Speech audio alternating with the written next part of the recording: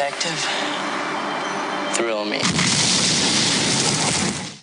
Our final listener request that we have, the Nostalgia Be Damned guys, Jared, have thrown us The Deep Blue Sea. Yeah, thanks, fellas. I thought we were friends. I believe I responded, though, with that they needed to do Con Air. So, yeah, and they're on board. Yes, definitely looking forward to that. Yep. Again, though, Gibbo is still, obviously struggling with his children being crook and chicken pox. Likely story. A likely story, although I believe he did point out he's slightly upset that he didn't get to cut loose on this. He wanted to get involved. He's keen to get involved in this, so we might get his thoughts next episode, what his thoughts were on this. Now, before we get into it, we're going to do our up or down. Got two things to talk about. First thing is the Amazon show Jean-Claude Van Johnson. Mm-hmm. They put out a full trailer the other day. Obviously, this is a comedic show starring Jean-Claude Van Damme. I believe he's kind of like he's a secret agent who masquerades as an actor and he comes back out of retirement, I believe is the whole gist of it. Yep. Look, I got some giggles out of the trailer. Mm. I'll give, if anything can be said about Van Damme, he knows not to take himself too seriously. And this kind of thing, he kind of delivers here in the sense that just the little shots where they were showing him retraining and he's trying to do spin kicks and fucking missing things before. He understands that he's in on the joke. Yes, and I can appreciate that. Yeah. And I mean, he's already done this to some level with JCVD. He was taking pot shots at himself there, pretty much. So I actually wouldn't mind seeing this. Yeah, look, I've got reservations. I think it looks funny, no doubt. I mean, in the initial trailer, the bit where he's in a fight, it goes for the splits and then realises he can't get down that low anymore and it's all slow-mo and his face just changes and then a fucking foot just comes and mashes his face. Like, that stuff was piss funny, and it's the idea is comedic gold in some ways. I think it could be a really, really funny movie. Yeah. TV show, I'm not so sure. Yeah, it might not have legs. I feel like it could be a one-note bit of work. You know, to get 10 episodes out of it could really stretch the friendship a little bit. But I'm on board. I'll check it out. It's definitely an up for me. Of course we'll check it out. Yeah.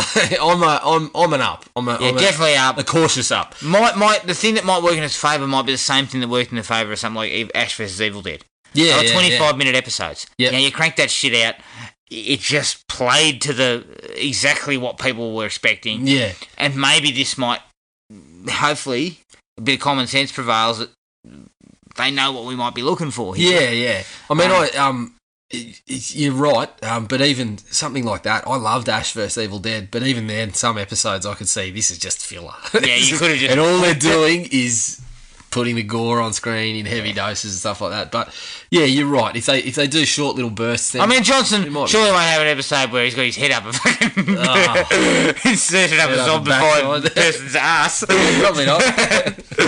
But yeah, definitely an up for me. The other one is they put out a 5-minute clip, I guess you'd call it. Yeah. For The Last of Us 2. Mm-hmm. And basically the clip, there's no context to it. It doesn't explain anything, but it's essentially a lot of violence, if you want to put it that way. Mm-hmm. There was a bit of controversy about it in the sense of how violent it actually was, and that some people got a bit up in arms saying, the whole series is ruined and all this sort of shit. Yeah, which is... You're jumping the gun. Overreaction, yeah. Maybe it's... To me, I'm a huge up. I mean, to me, the first game is the best game I've ever played. Yeah. Hands down. Yep. The sequel could be half as good, and it would still be very good. Mm. So to me, I'm not worried about that. Essentially, I think maybe putting a 5-minute clip out of just extreme violence with no real context wasn't the best idea to sell it. Yeah, the first game is the prime example of, if anyone ever talks to me about how video games have no value or whatever, that's the game I bring up as this is the example of what they can be, you know? Yeah. Like, this is where you take that, you bridge that gap between movies and games. Like, it was an immersive experience that had some fantastic gameplay, but then there was cutscenes where I could have put the controller down for half an hour and been quite content, like Look, and as you I said, fucking burst into tears. yeah. Look, I was there. There was a couple of scenes. The opening, Never proven. No one saw me. There's no conclusive evidence. I put it right here, right now. But no, like that opening scene was It was as emotional as anything I've ever seen in a film. Actually, it might come a close second to when E.T. was, getting taken away. That really tore me up a few times. But no, look, the ending was one of the just the coldest sort of super satisfying, but fucking I didn't know what to think. Like it's the pinnacle of storytelling and gaming together. So to see this as the what they released was, in a way, it was a little bit disappointing because there was none of that storytelling. But I guess they did.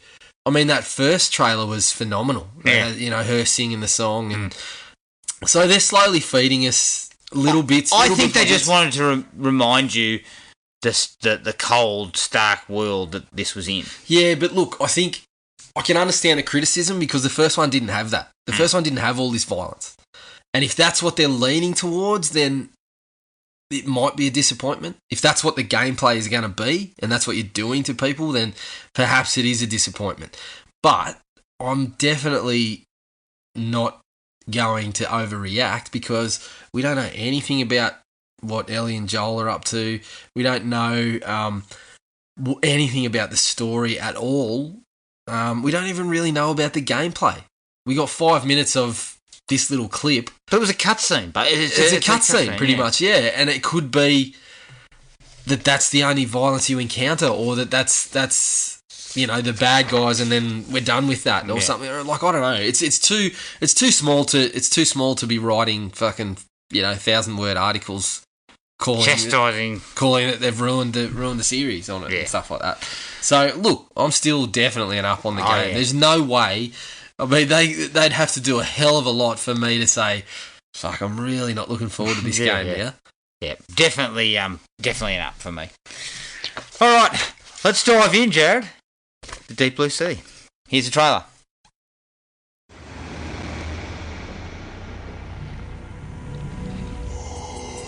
The oldest creatures on the planet, from a time when the world was just flesh and teeth.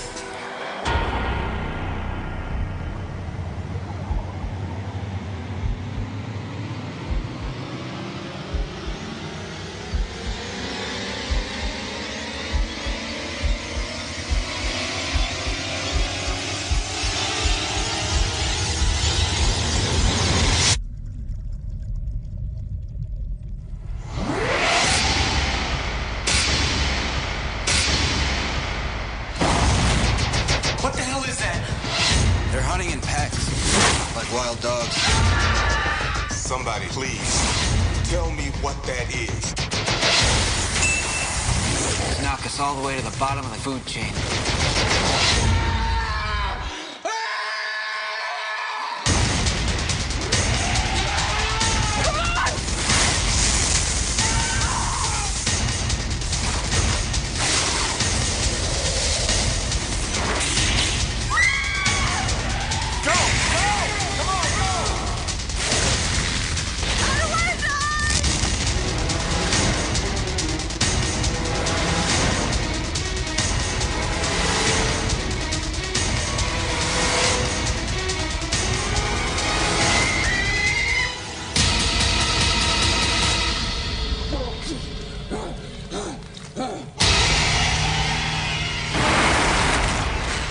Deep Blue Sea.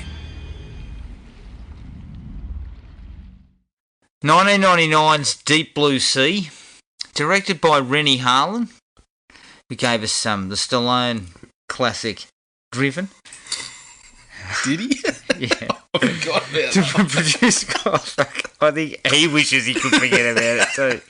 Produced by Akiva Goldsman, King Arthur, Legend of the Sword. Ooh, yeah. You're right up for that. Tony Ludwig. You're still championing that.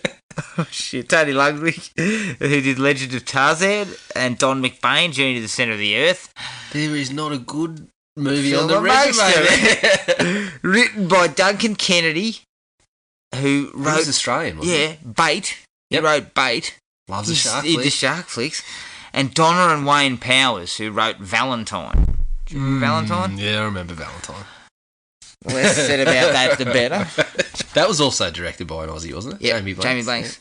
It stars Thomas Jane as Carter Blake, Saffron Burrows as Dr. Susan McAllister, and Samuel L. Jackson as Russell Franklin. Budget of 60 mil. Box office worldwide of 164 mil. Trivia: the license plate pulled from the shark's teeth is the same plate as the one found in the tiger shark in Jaws.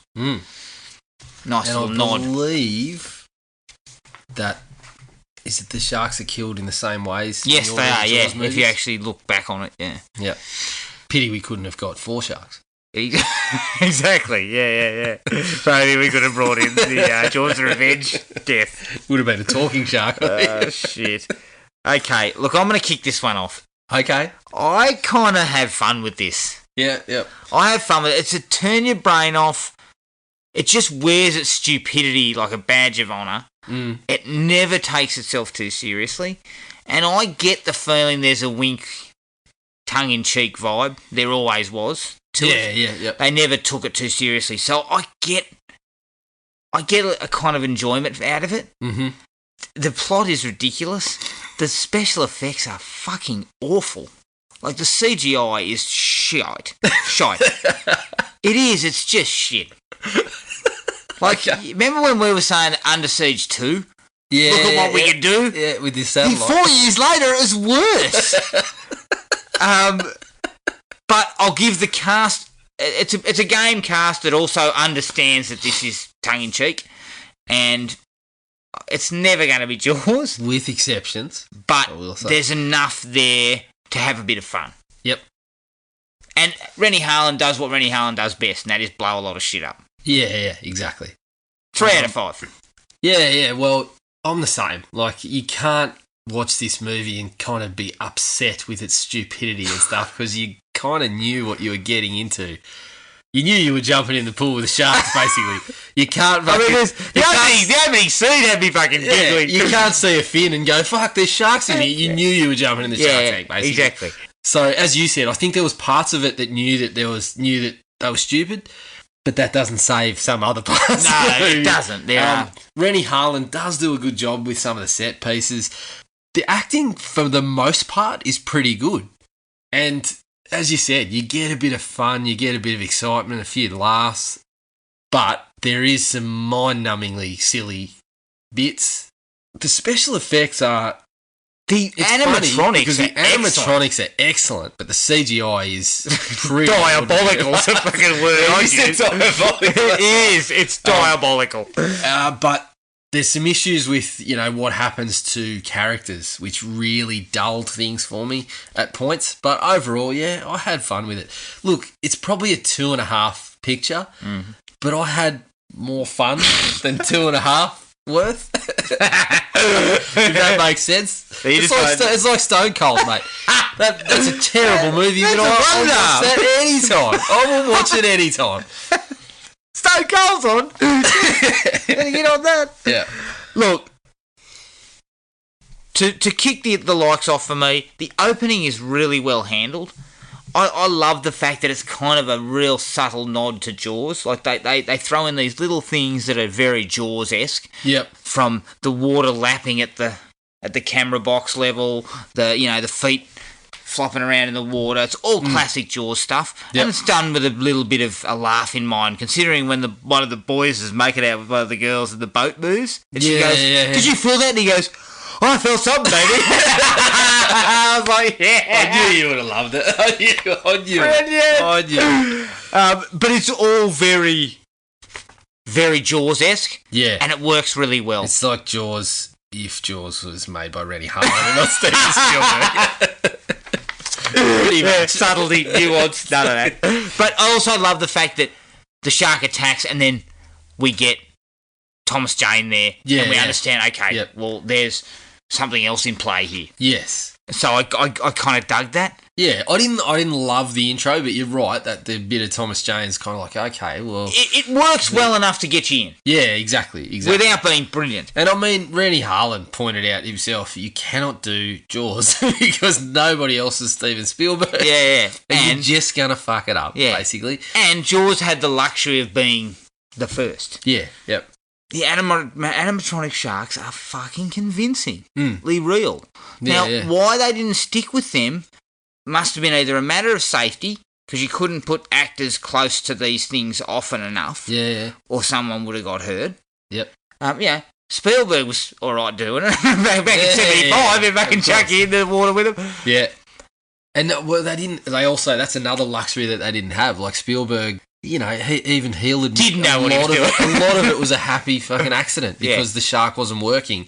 And Harlan's point was, you can't do that now. You gotta put the sharks front and center because we've seen Jaws. So I'm slapping you around the face with a shark fin, basically. You know? I just would have loved a little bit more effort going into a little bit of subtlety and a little bit of the nuance, just to avoid some of the CGI work. Yeah. Because they do some really dumb things with it. Well, the CGI at first looked like it was going to be used well. Yeah. Like it's far away, it's in the murky waters. Yeah. You don't see more than you really need to, and then it's just fucking everywhere. But we'll get into that. Ronnie Cox cameo. Why? Samuel Jackson's office. Yeah. I was going to bring that up. Immediate Him in the movie is an absolute like. I was hoping for a Cox rant or something. Yeah, I was hoping he was going to talk about how they used to call me a boner or something. They used to call me erection. I actually thought I thought this is going to sound ridiculous because I'm assuming whatever he was in there for was cut or something. But maybe he was just walking down the street. I thought he was the Alzheimer's patient. Because he's sitting there not doing anything, and I thought maybe this is why Sammy Jackson's so like... yeah, but Jackson... He just kind of looks... I'll get to it later, but the reasoning behind all this is fucking spectacularly stupid. Okay, yeah. I think the cast is pretty capable. The cast is really good. It's pretty capable. A couple of exceptions, which I'll get to later, but the cast is fine. And the performances are fine. Yeah. Because, again, I think the majority of the actors understand what I'm in. Yeah, exactly. Yeah. What I'm here for is to do certain things. I'm chum in the water, basically. Yeah, basically. I kind of thought it was interesting that Saffron Burrows was a little bit, her motives were sort of good, but her methods were cagey. Yeah. Right? Yep. The Thomas Jane situation was... See, I didn't feel the need to make him into an ex-con. Although the idea was she had leverage. Look, you're getting into dislikes, mate. You're getting confused. You're getting a little bit confused, okay? I thought you said things were good at this point. No, they were. Again, the acting was all right, but we're just, feeling out some things that come in later that weren't there. We'll take a bite out of them later. Stellan Skarsgård having his arm ripped off. Oh, mate, before Magic! Before that, the intro for him... he's what was his name? Whitlock or something. Most brilliant man ever. And then you see him pissing off the side of the thing. And Jackson's there going, he's pissing into the wind. He can't be that brilliant.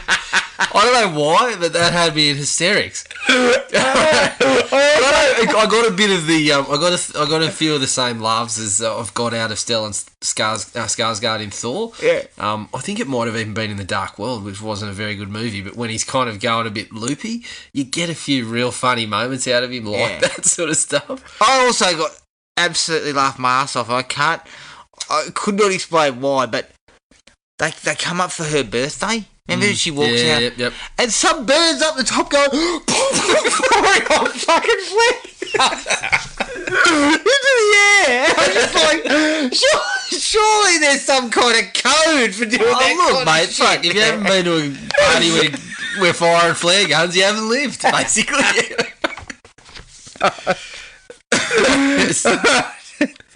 Okay. I actually do like the idea that the sharks their intelligence levels have grown and they have begun to stalk their prey somewhat and work in tandem to cut them off. And it works hand in hand with the setting, which is good. The whole underwater sort of setup. I know there's a criticism of, okay, they're smart sharks, but how the fuck do they know where everything is? Like, they still need to know. They don't have a map. But basically, yeah, the idea is sound. Yeah. That they're all stuck on this facility. Well, the facility looks great. Let's not go back into sound territory. I don't think it's sound. No, it's not sound. It's adequate. Is that better? Because the science is fucking qualified. Well, I believe some of the stuff they were spouting about sharks was kind of believed at the time, but has since been disproven. I.e., sharks don't get cancer and things like that. I think they were trying to be real with those. Yeah, but it's that's since been. But that it's. But I did like that idea. It's a little thing to say. These sharks are more dangerous. Yes, and they are stalking. Where they got the map of the facility, I would still like to know, but it works well enough. It works because it kind of blends the disaster kind of movie with shark movie. Yeah, and that works at points. There's parts where it doesn't, and I'll get to some. Look, of them some later. would say that worked better in Jaws 3, but most would not. Maybe not some. Maybe one. I've got to watch that shit again. It's on Netflix somewhere. Yeah, we're on it. Shark Week. Jaws 1 through 4. Oh, I can't wait to get to 4. Can we get to Jaws 5? That Italian rip-off? Oh, fuck. Oh, we should be able to find that. So that'll be on YouTube for sure. Okay. I actually, just to backtrack a little bit, I actually didn't mind the way that Sammy Jackson dropped the info to Thomas Jane that I know you've done time, basically. Further down the track, it didn't go anywhere. But up till that point, you don't get the sense of why Sammy Jackson's the money man, other than he's a bit charismatic and he's enthusiastic and whatever. But you don't get the sense that this guy made $200 million off his. He's kind of got a little bit of Richard Branson without. Okay, but this is why he made the money. Yeah. But then he drops something like that, and you're like, okay, well, he is actually well organised. He's researched these guys or whatever, so he knows that. Yeah, it's a bit more. Yeah, it adds a little bit more cred to that. As you said, we'll get to that later. What the fuck the ex-con stuff was about, but it kind of says, okay, well, Jackson is the real deal as the money the man. head honcho kind of. I actually think the best scene in the film, apart from a ridiculous cutaway, which I'll explain later, is when the shark is in the water-filled corridor after LL Cool J. I think that works really well because they use animatronics for starters, so everything is animatronic. They don't go away from it. LL Cool J, second thumb up. LL Cool J taking off from his Halloween H2O cameo to move into more sort of solid fare. I'm not going to lie, when you first told me that the Nostalgia Be Damned fellas had thrown this one up, the very first thing that popped into my head was Deepest, Bluest. That might be the dislikes. I remember seeing that before the film. I was watching video hits and this came on and I thought, what the fuck is this? He had the old... Let me guess, everyone would have had a shirt on in the film. No, it was the 90s, so he had one of those weird bloody vinyl overall things with the cross bloody... straps at the front. Oh, what are you wearing, Feed him to the shark now. Obviously, the fashion designer got eaten by the shark before the film clip was made. But that sequence is good. Yeah. Really good. And the way he escapes from it is also kind of cool. I like the fact that he gets in the oven and then he works his way up above and all this sort of shit. We may have a slight disagreement here. Oh, look, it's stupid as hell, right, but it's at least there's something happening and it's action-packed and it's shot well. There's parts of the scene that are okay, but when he gets into the kitchen, I'm really going to tear that apart. Him throwing fucking lighters and shit, is that okay? Look, there's a number of things I've got to address. At least I felt... things were going. It was sort of It was working. It was exciting. If you're happy to just kind of cop a fair old mouthful of crap, well, you past a few things. The moment you open the film, you got a mouthful. So, look, but this is ready with started. It was shovels at this point. The simple part, Jared. The simple part of this is the only question you got to think is: do I chew this shit or do I fucking spit it out? No, look. And the answer is I'm chewing on it. When I put this film on, I was prepared to eat a gobful of shit, okay? But I'm not going to be buried in it. You start trying to bury me in it, we're going to have to renegotiate terms, okay? I was prepared to cop a gobful. That was the terms. Simple fact, I was hungry. So I ate it. Basically. Now,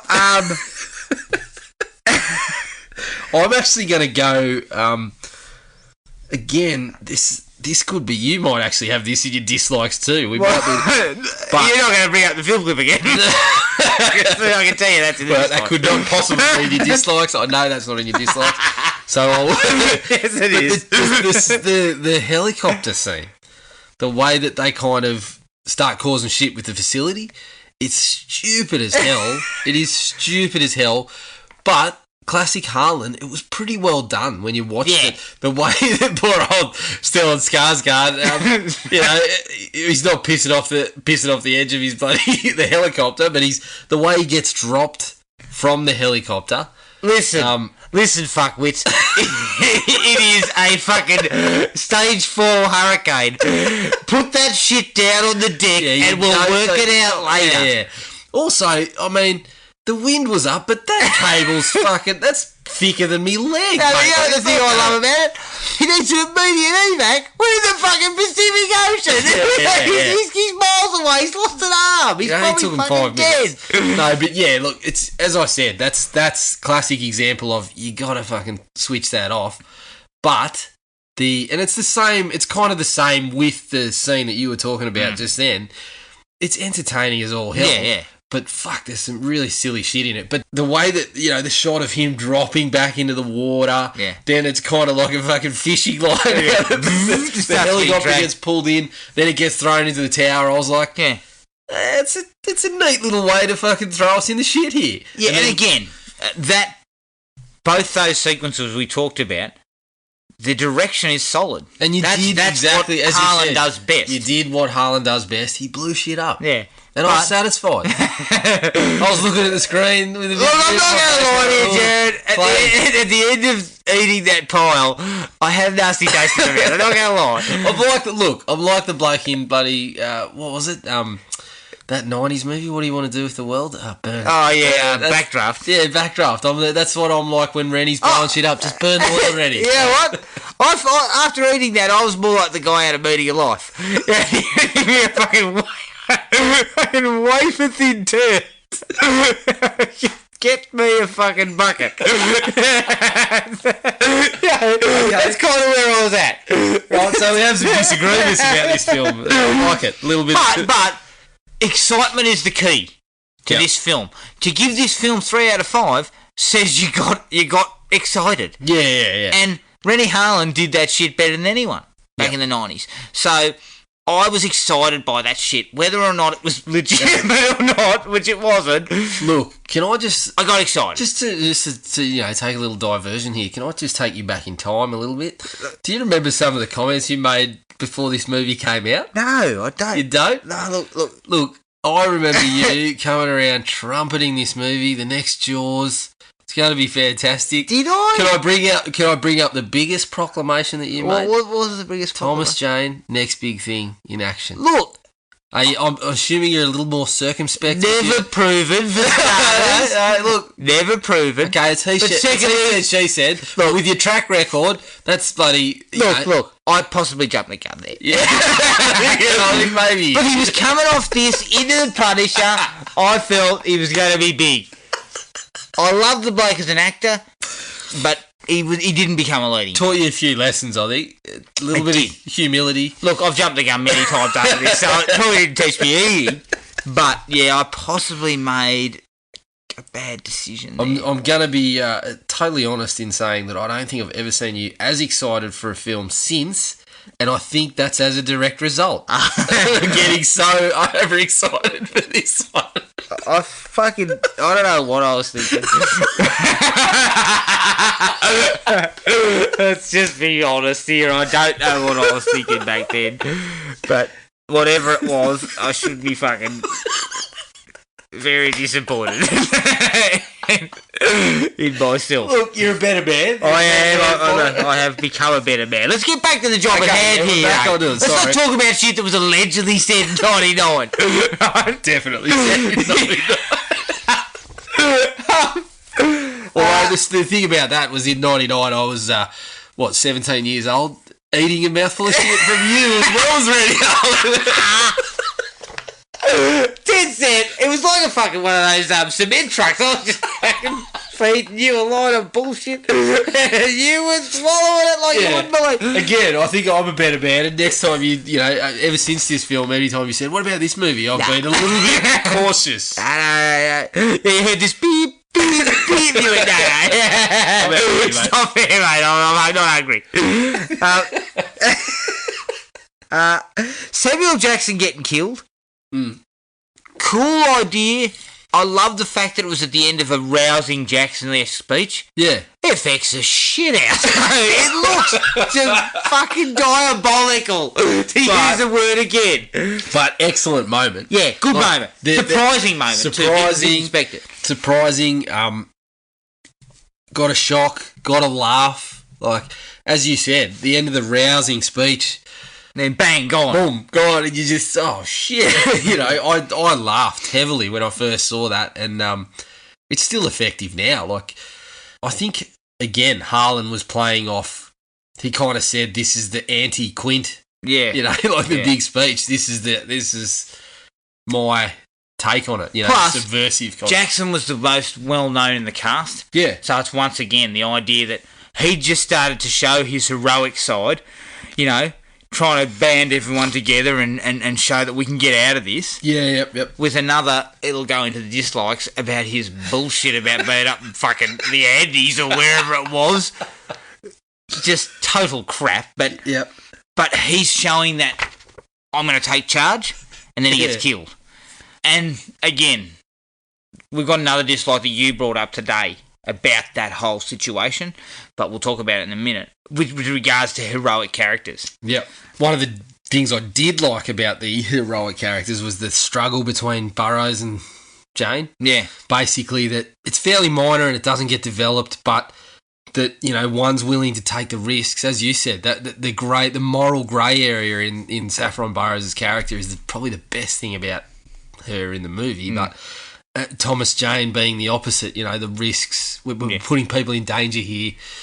It's kind of a nice little struggle back and forth. And there's a couple of nice moments to it with the whole thing about, you know, that shark jumped that fence or it busted through the cage. And, you know, as you they're said, thinking, they're smarter than we think. Yeah, and it's sort of, you know, Thomas Jane is trying to keep the people safe and that sort of stuff. Obviously, aside from letting people wander up to the shark willy-nilly was, and also supposedly under sedation. And also, at the time, becoming the biggest action star in the world at the time. He did. He had bigger fish to fry, literally and figuratively. Bang! Look at the puns. They're flying thick and fast. And bring on Shark Week. Mate, and he wasn't frying fish fingers, I'll tell you. He's just... But he obviously was thinking about taking Schwarzenegger, Stallone, those guys out. He's going to take them to task. It was the late 90s. They were all struggling at that stage. Yep. I actually got a laugh out of LL Cool J's legacy video. That was funny. That was actually funny. And LL Cool J delivers in this movie. He does what he's asked to do. Yeah. Same thing that happened in H2O. Yeah. He is a smaller role, but the guy's a capable actor. Rennie Harlan had great things to say about him too. Yeah. He said he was the one that complained the least about being in the water and doing all that sort of stuff. Said he basically did everything he was asked and tried to put on a good performance. Yeah, and I thought he basically did. Showed up and tried to be a professional and say that, I'm a rapper trying to move into acting, but I'm serious about doing this shit. And I think he's had a reasonable career as an actor. It shows on screen. I think I think he puts in a decent performance. Whatever issues you have with the character, Gibbo, whatever issues you have with the character, I think LL does the job. Yes. Basically. Yeah. Yes? Yes, agreed. Agreed? He does equally as good a job in H2O. Right. He's the chef. He's not handing out Bowls full of shit. No, not quite. That's just. Oh, Rennie. look, there's Just a little Rennie. bit. There's a little bit later. There's a fair bit of decent gore. Michael Rappaport being fucking summarily ripped in half. Yeah, Which I yeah. thought was fairly nasty. But that was CG too. Wasn't That it? was pretty bad. But he does The get way that- smashed. The bit that I remember is his leg. Yeah, Remember sort how of- his leg floats past the camera and starts twitching and kicking. Yeah, That was pretty nasty. yeah.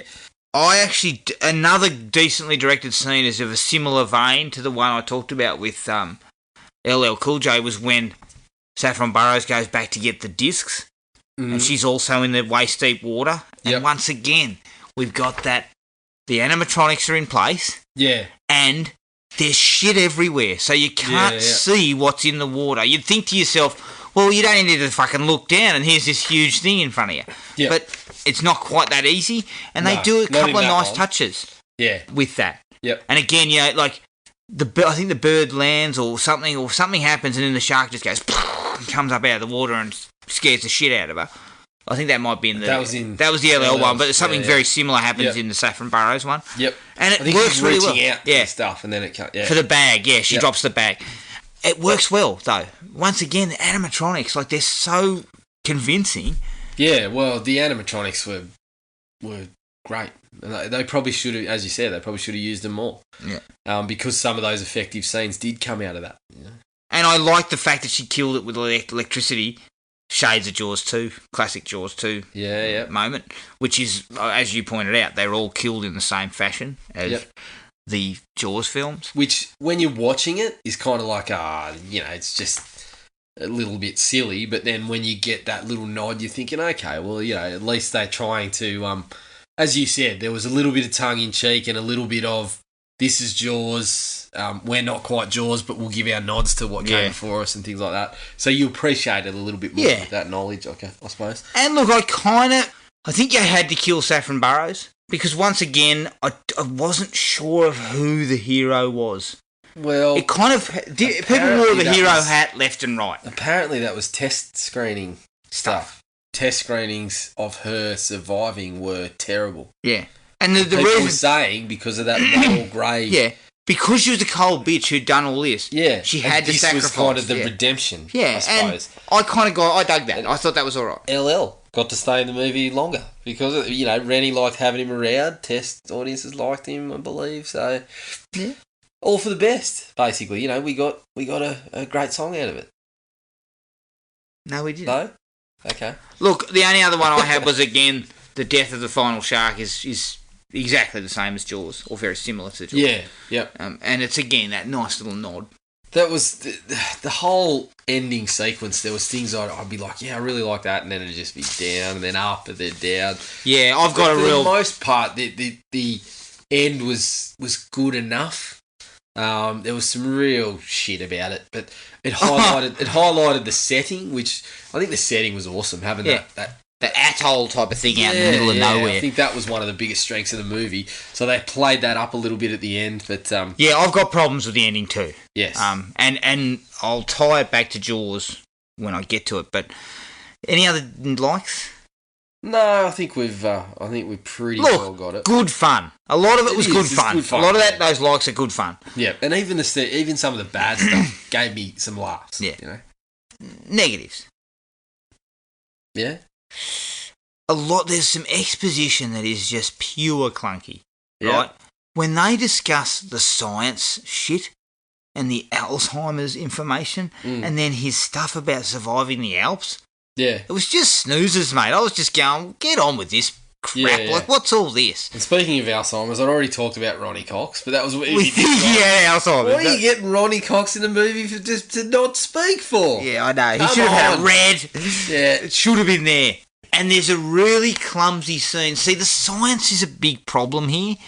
And you pointed out they've kind of debunked it anyway, but in the future. But there's a sequence where they kind of show you how they're going to extract the brain stuff twice. Yeah. Yep. So the first time it's this super clumsy scene where she has a computer screen and it shows it going into the top. Then she gets a fake... There's a model of a shark and she takes the top of its head off. Yeah. And I'm going, are you serious? Do we need this? And, it's like taking it step by step, and I'm this close to going, so what was the middle part again? And then they do it again 10 minutes later for real. I actually like how they take the shark out of the water. That just happens to be... Oh, yeah, we've sedated him, but you've got him right on this little contraption that's going to go zzz, out of the water. We just happen to sedate him right on the spot. There's no explanation about how you got him on the thing. Because if you sedated him in the actual water, wouldn't he just drop like a stone? Yeah, exactly. But yeah, that was all very amusing. But yeah, it's the science stuff was, like you said, it was a little bit was needed, but they probably went too much. But you don't need that first explanation bit. Yeah. Because they were going to do it for real. You've got the shark. Yes. Because that's where Sammy Jackson's seeing it for the first time. Yeah. And then we actually get told about how you put the little bit of the stuff on, which is total bullshit. You didn't listen in the science lesson, did you? Oh, man. You take the little bit, you put it on that little thing. And you put it on the brain matter, and then suddenly the electrons start firing within like 5 seconds, and it's like... Yeah, I don't think that's how it works in the reality, but there's your explanation. The thinking of how they got smarter sharks and that, it's okay for an action movie. That's all you needed. Yeah. We're trying to get Alzheimer's cures, therefore we're doing this to them and they're smarter. That's all you need, basically. That's okay. If I'm watching this movie, I'm copping that. Yeah. But yeah, as you said, probably too far on the... You just needed that one piece there. Yep. You didn't need all the other bullshit. Yep. You needed to give us the exposition in that sequence where you bring the shark up. Yeah.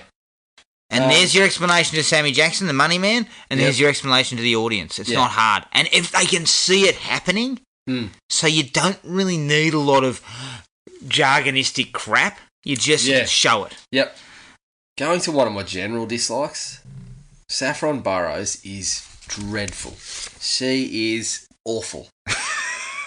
The acting is like... I jumped on Wikipedia and just tried to establish whether she was like model who was transitioning into acting, but she's got a fairly lengthy acting resume. Yeah, I know. But she is awful. Like, I don't know. Every time she was on screen, I was like, can we drop a little bit of the juice on her to fire her sort of electrons? Yeah. What's going on at the moment? She seemed to be a little bit out of place. Yeah, I don't know. Again, the others knew what they were in. Like, you know, Sammy Jackson, Thomas Jane, all of them knew that this wasn't necessary to overplay your hand. You weren't winning Oscars with this shit, right? You just needed to give your character a little bit. Yeah.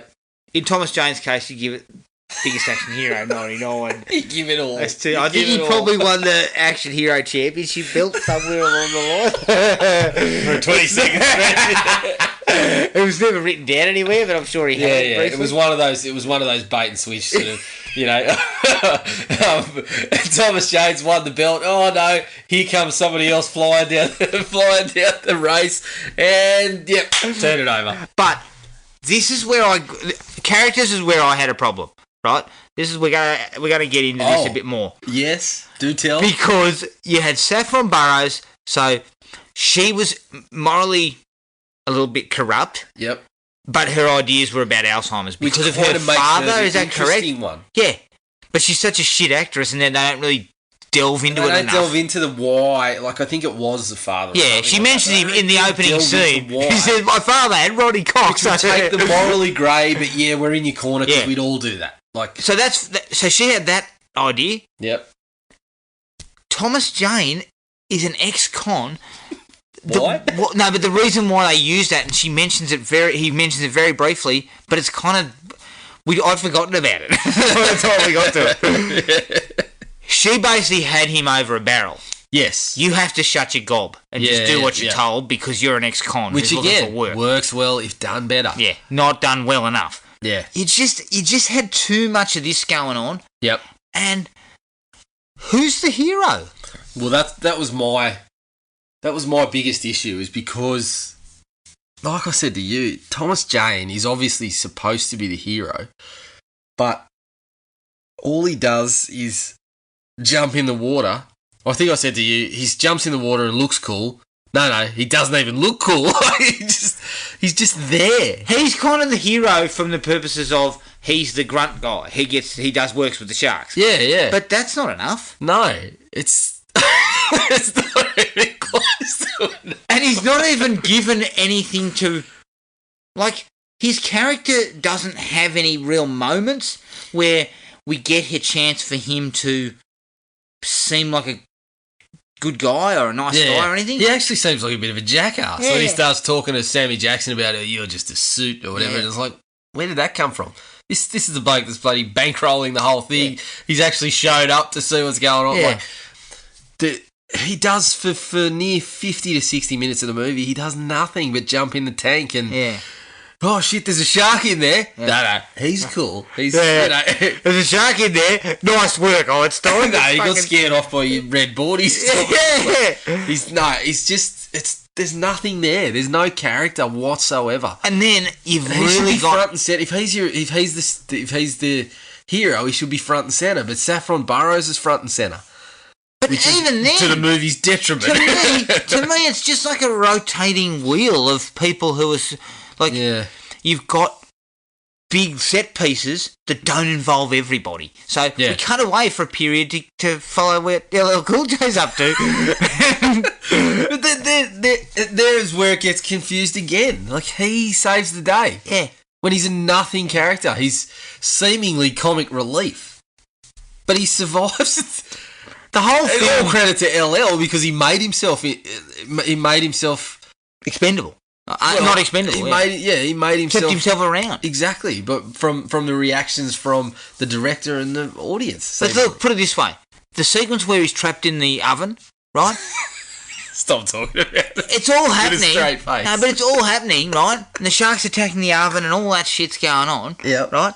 And then we just cut away from it. Yeah. And we go back to the crew putting on their wetsuits. Well, he's separate. And then we cut back and he's still in the oven. And I'm like, what the fuck did you do that for? He's separate to everyone else for 70-odd minutes. Yeah. Isn't he? He appears to let them out. He has some interactions, then gets split up. And then he doesn't come back until they're in that tunnel. By which point it's Burrows, Jane, and Jacqueline McKenzie. And Rappaport. And the problem is, LL either dies when the helicopter comes down, for me, or he's trapped with the others. You can't split the difference because to me you split away, and I don't know whether that works very well. They split them like you can do that. You can have someone off to the side by themselves, but he just had no bearing on what was happening other than opening the door. Oh, save the day, bang, open the door. Little bit of convenience, and so that's okay. But does that? Does that qualify you to survive the film, basically? No. Look. The song does. LL's the most interesting of the characters. He probably is. But he kind of feels like he's in another movie. Yeah. Because you cut away from it, essentially it feels like two different movies were shot and then shoved together. It does a little bit. Because LL, you could have seen, what could have been more interesting? Basically, LL's trying to survive on his own. Like, I would have been happier with that. Yeah. Because the other characters are nobody. Like, they're nothing. Yes, well, that's the problem. Why is LL Cool J the most interesting character? He shouldn't be. He shouldn't be, basically. He has no right to be. But, no, he doesn't. But he is, in a way. It's probably because he's giving a decent performance. Gibbo will allow you to retort on this again. But he's giving the best performance in the film. He provides a great soundtrack filler. Yeah. And his character, although not deeply sort of gone into, seems to have more going for him than the rest of them. Yeah. So I don't know whether I think that's where the movie falls down. Is you've got all these characters and you're saying that either Samuel L. Jackson or Burrows or fucking Jane are your hero, but then your most charismatic guy is the guy who's off trying to escape from ovens and in turned on by super sharks. In the oven for 20 minutes. Come on, like you got to get that right. The other thing too is look, I'll get to it. All right. But yeah, just going back slightly, when everyone leaves the joint for the weekend, could that have been more overdone? I mean, fuck, for starters, you would have needed to take one of your little sort of gags. You'd need the fucking Titanic to fit them all on there. Like, there's that many people leaving the venue, and they had everything but somebody saying, "Yeah, all aboard the ship for survivors over this way." And I believe shit's about to hit the fan over here. We better leave. She goes, "Oh, we work with a skeleton crew on a weekend. Yeah. You're running a super top secret project out in the middle of nowhere full of super sharks with smart brains. Yeah. You can't have a skeleton crew out there. Yeah. You need a full crew." If there's anything that's going to say, right, shit's going pear-shaped here, that was it. My thinking is Samuel L. Jackson's first comment is, "What am I paying for? We haven't got any security. Well, 200 million's going into that fucking boat." You guys, are you on the clock? This is bullshit. Get back in here. Jumping on a similar thing, Sammy Jackson making a Love Boat gag. Yeah, the plane. Is that a Love Boat or is it Fantasy Island? Oh, Fantasy Island, sorry. That might be the most painful moment of his career. Oh, I don't know. It's down there. It's down I there. think I can find it. No, look, Snakes on Plane. Loaded weapon. Higher. Loaded weapon. Definitely You higher. came. Definitely. That's personal. Definitely higher. That's much higher. Definitely, look, Sammy Jackson's lowest point. You reckon? Doing a zip-plane impersonation. Yeah, okay. Dreadful. There are a couple of piss poor one-liners. They are just piss poor. Yep. The one, and they're all being said by LL Cool J. So I think this might have been where Gimbo started to, so his face started to go all red. The veins in his neck started to poke out. Yeah. Was some of this stuff. Bring me some sushi and what? There's something about the bird. You killed my bird. You should have. I'd have killed the bird myself. Most annoying fucking thing in the movie. He continues it on into the song too. What does my hat is like a shark fin mean? I don't know. Yeah, look, there's some bad one-liners. Shit. And again, it was the late 90s, so I can kind of forgive some of this because this is what... Okay, I can't forgive it in full. Are you saying that in the 90s people couldn't write? Or? No, it's like the action films were big. Yeah. And you had to have quips. But the audience was dining out on this sort of bullshit. Yeah. And we were... Dining out on sushi? Well, I was fucking dining out and shoveling loads of bloody poop. I was in the cinema day one. This was catering to wankers like me. I bet you bought the cup and the popcorn box. Oh, probably.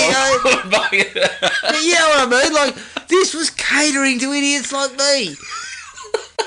So I can get why these things were in it.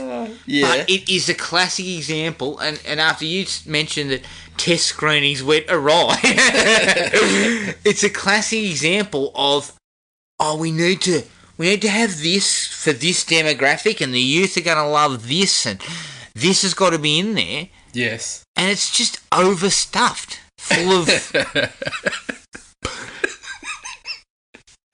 Full of what? Yeah. It's wafer thin. You know what I mean? Like, you just gotta... They expect you to swallow one last bit. Yes. But I can see why they were in there, but they were ill-advised. Yep. I hope LL wasn't ad-libbing. By the sound of things, he was just doing what he was told, so he was just taking it off the page. It wasn't him. I'm going to out myself and say I did laugh when he said the sushi line. Oh, my God. Slightly. There was a slight giggle. Just a little bit. Okay. So I'll let that one go. Okay. As I said, I thought pulling the professor under the water and the helicopter I thought that was okay, all right? Yeah. Where we started to go really pear-shaped was tossing the professor into the glass. Yeah. The sharks have somehow fucking kept the bloke breathing underwater for that time. Did he have a mask on? I don't think he had a respirator in his mouth. He actually had a scuba tank on. Yeah. So I didn't know why that was the case. But anyway, throwing him into the glass. Stupid. Yeah. Really stupid. Yeah.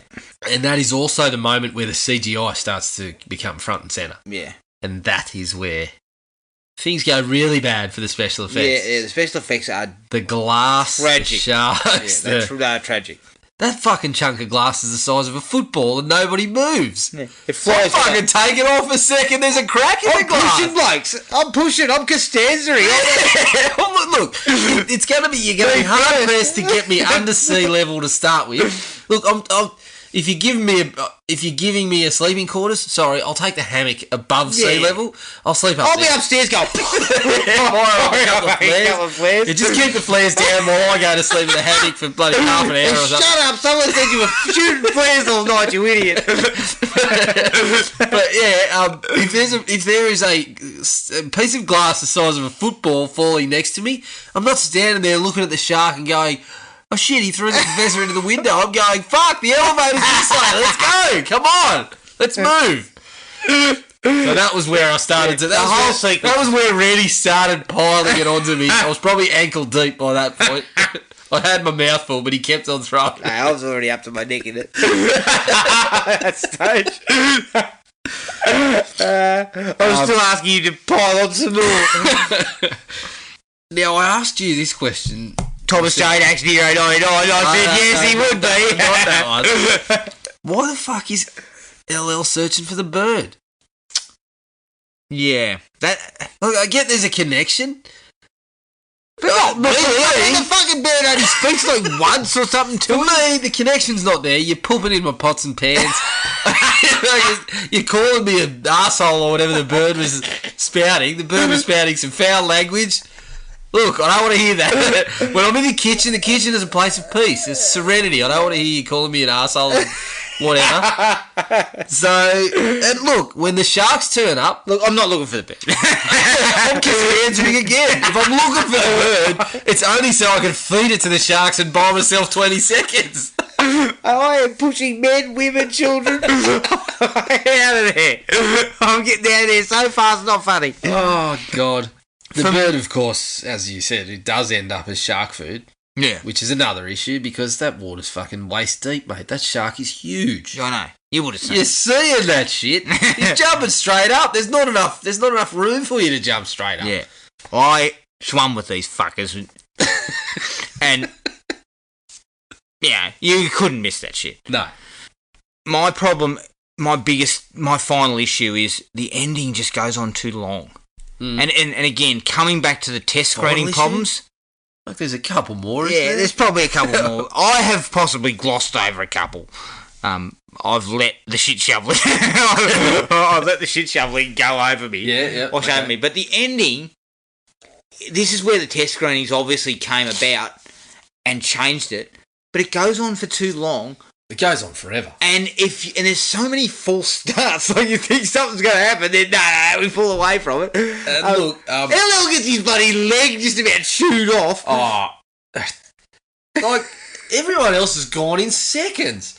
Rappaport is in half in 3 seconds. But LL's just mildly inconvenienced. Oh shit! Give me time to pull my cross off and stab me in the eye. Like, yeah, that's problematic. But to make a comparison with Jaws, which is obviously how old? It's 40 years old now. Yeah. The whole idea that the whole bit with shoot the shark, blow it up. Yep. Compare the ridiculous way that it's done here in Deep Blue Sea compared to Brody hanging off the top of that boat as it slowly sinks into the water. He's got a rifle with a certain number of shots, and the shark has turned around, and you actually see it, and it's coming towards him. I mean, the fucking tension is ratcheted up to the hilt. Yeah. You know, as each time he fires, he misses. You fucking shit yourself. So maybe the animatronics there might have been better too. Yeah. They kept going under the water. Yeah. And I can tell you, show me the animatronics from above. You can see the size of it, and it's heading towards the gate. But I can tell you, Thomas Jane was all set to be the action star of the future until he fucking barrel rolled over a shark underwater. Oh, yeah. And there's another sequence in the film That where was too much. the shark rips Rappaport a new asshole. Literally, Yeah. like his actual asshole goes floating past. And the other asshole goes the other way. Yeah, and the shark comes flying up behind Thomas Jane, who's basically Yeah, just yeah. up against the wall. Yep. And then all he sort of does is go, he just sort of jinx. Throws a head wobble in, the Nobody shark else- fucking misses him. Yeah, we're in the shark's territory here, but you can flip quicker than the shark can come forward and take a bite. Like, yeah, that was where his action hero cred just got stomped all over. Not really his fault, but sorry, Thomas. Not his fault. He held the belt briefly. No, I think, maybe he went into a few more auditions. Aren't you that bloke that fucking rolled over the top of the shark in the end of Deep Blue Sea? That's probably what came out when he rolled over the top. He's grabbing onto fins and riding sharks and stuff. It's just bullshit, really. I did have to laugh when he copped a bloody fucking crossbow bolt through the leg. You can dodge a shark, but you can't dodge a crossbow. But that was where things got right out of hand. Like, Yeah. why do we need that? It's total crap. Like, and then we're trying to make out like, oh, he might get dragged under and killed. Well, I don't No, even he care about the bloke, so I don't know why I would. Yeah. Well, you did in 99. Come on, let's not rub that in. Let's not continue to rub that in. We played that joke out long It's enough. not what he meant, No, it's not. The other thing too is, look, you like the oven scene. I couldn't get past the fact that these sharks had trashed a submarine, broken presumably the strongest possible glass you could get to withstand the water pressure, but he couldn't bust the bloody door of an oven. Yeah. Like this. He could turn it up to 500. Yeah, see, I don't really understand that either. The whole idea that they were smart went too far because the idea that they destroyed that submersible, They destroyed the sub. Yeah. they wouldn't even know what it was. No, They wouldn't even know it was there. They wouldn't have known what it was, but they managed to bust that up pretty good. They threw a body into the bloody glass and smashed the shit out of that. But the oven door, that's fucking impenetrable. It took it bloody 5 minutes to bust through that. And the other thing is, LL sparks up the gas or something, doesn't he? Yeah. He So- pulls the gas line out of the oven, Yeah. and then he throws the Zippo. Oh, well, I won't get into that. But the oven door was a bit much for me. That he's fucking sitting in the oven, but he's safe as houses in there for a couple of minutes. Let me tell you something, mate.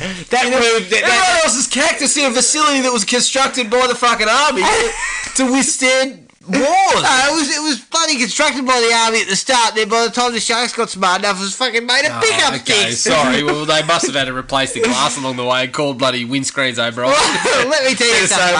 mate. what sort of? Let me tell you glass something did about that oven. I wouldn't have been able to last long enough in there because it would be filled up with my own shit on oh shit! I'm running out of room. Yeah. I mean, the whole concept of that sequence is so dumb. Yeah, And- really dumb. The way he kills it, and all that, and the gas and everything. Yeah. I mean, you're setting off a gas explosion in a fucking joint that's already compromised. Yeah. What do you think's going to happen? Yes. Probably going to blow it's just probably going to collapse the whole joint. Yep. So, you know, I mean, look, I'm not a structural engineer. Commenting. Nor am I, but I'm not blowing the kitchen up. Look, we'll do some tests. We'll run some tests on it. I'm running it through my head going, probably not the best idea. I better come up with what's plan B here? What's plan B? Also, oh, shit, I've got to cross it over there. There's plan B. How do you snap a Zippo lighter after it's gotten wet? Well, I think... Or is it the cover covers the... I thought Zippos were... That was one of the selling Well, it burns points. the They wick, worked under- and it's it is actually It's covered. surrounded. So Yeah. the idea, I think, is it can still burn. Yes. I think if you throw it, It though, can still does burn pour- under a mountain of shit.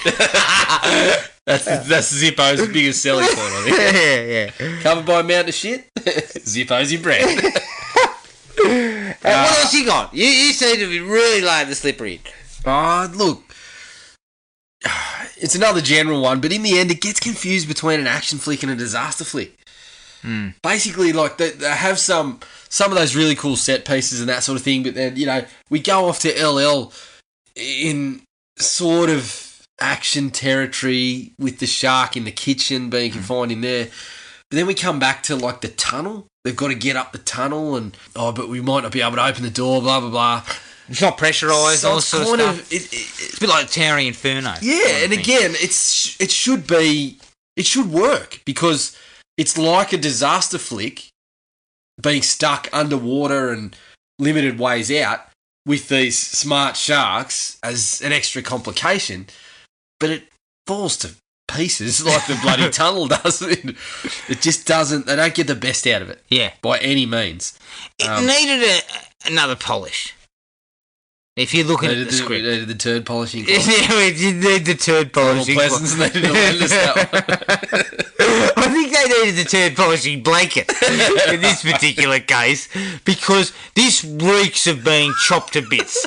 Yeah, it does. Yeah, like you everything about us confused whether we should go the action route or whether we should focus on are they escaping the sharks or are they getting out of the venue? Who's the hero? Yeah. Like a lot of it just feels like it's been chopped up. Yeah, quite badly. Yep. I don't know the history of it in terms of that, but I get the feeling it was the kind of thing that the studio probably looked at and went, "This isn't what we were after." You know? Yeah, we'll spit that mouthful out ready. Have a couple of words about it. Do you know what I mean? Like, yeah, as studios have a tendency to do. Yeah. Here's our mandate. This is what we expect. Yep. Then you come back and they go, "Ooh, that's not really working." Okay, what we'll do is we'll go away and we'll reshoot this or we'll add this, and then you add it to an already cut together piece. They seem out of place, and to me, there's so many little bits and pieces after the sharks have cut loose and got in there that seem kind of tacked on. Yeah, and maybe that's where its problem lies. It's had a lot of tinkering, I would say.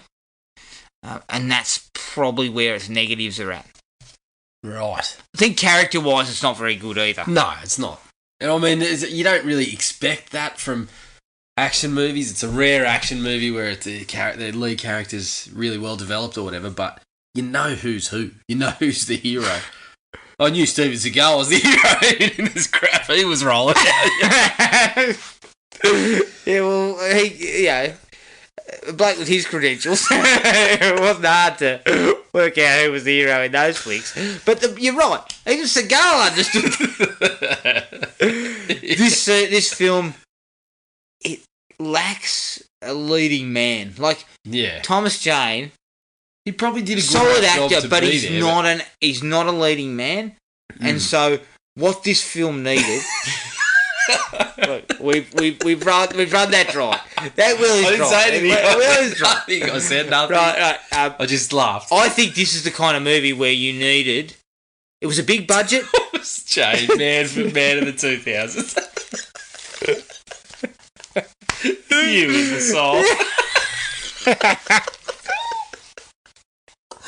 Oh, shit. Look. What you needed here was a star. Yeah. Because this was a high concept. You needed the star of the 90s, not the star of the 2000s. Basically. We hadn't got there yet. What you needed was, in all seriousness, what you actually needed was, this was a high concept, low IQ picture, right? Yeah. At $60 million, you needed a Bruce Willis or a Sly or someone like that. Yep. Because what you were saying was, what those guys bring is built-in hero. You don't need to know that. Who the fuck's the hero here? And look, this guy, because his name's above the credits. It's funny because we bag out the fact that, an Arnie or someone like that, when you get them on board, they take the script and say, "I'll just read the best lines." Yeah. This probably needed that. It actually did need Artie to be in there dropping the best lines. What I mean is, those guys were above the title. Yeah. Talent. Yep. So the moment they walk on screen, you go, that's the hero. Yep. This movie chooses not to do that. But the fact is, I reckon this script was probably underdone anyway, and guys like that would have gone, nah. No. That's when you look to the future. So who's the next big thing? It's Thomas Jane. I'm taking the piss out of the bloke, but he's a good actor. He's a good actor. He's just not a leading. He's not a leading man. He's not the hero of the 2000s. Fucking hell. I think we're going to have to leave it there because I'm just going to continue to get fucking roasted. People are going to get sick of this kind of shit. I'm not. I can do this all Have you got anything else? I didn't even say anything there. You just I knew where you were going. Have you got anything else to offer? Yeah. Right, okay. That is Deep Blue Sea. Thanks again to the lads from Nostalgia Be Damned. It was actually good to check this one out because obviously I hadn't lined up in the cinema lines since '99 to watch this. No, actually, it's not true. I had watched it a couple of times when hungover. So I was probably unprepared for what I was walking into this time around. But gents, thank you for picking it. It was a bloody good time. Yes, thank you very much because I had completely forgotten and hadn't mentioned in about a decade that Adam had said Thomas Jane was the man of the future. I was gearing up for that anyway. If you want to get in contact with us, send us an email at thrillme@iinet.net.au. Like us on Facebook at Thrill Me Podcast Australia or at Podomatic at thrillme.podomatic.com. Now, we will be getting together to discuss what our next film is. We've got to Thomas Jane organise our next few films. But until then, take it easy. Get hold of the entire Thomas Jane collection just to back me up a little. And until then, take it easy and we'll catch everyone later. Cheers. Find the podcast at Podomatic or on iTunes. Don't forget to rate and review. Like us on Facebook at Thrill Me Podcast Australia or contact us at thrillme, all one word, all lowercase, at iinet.net.au.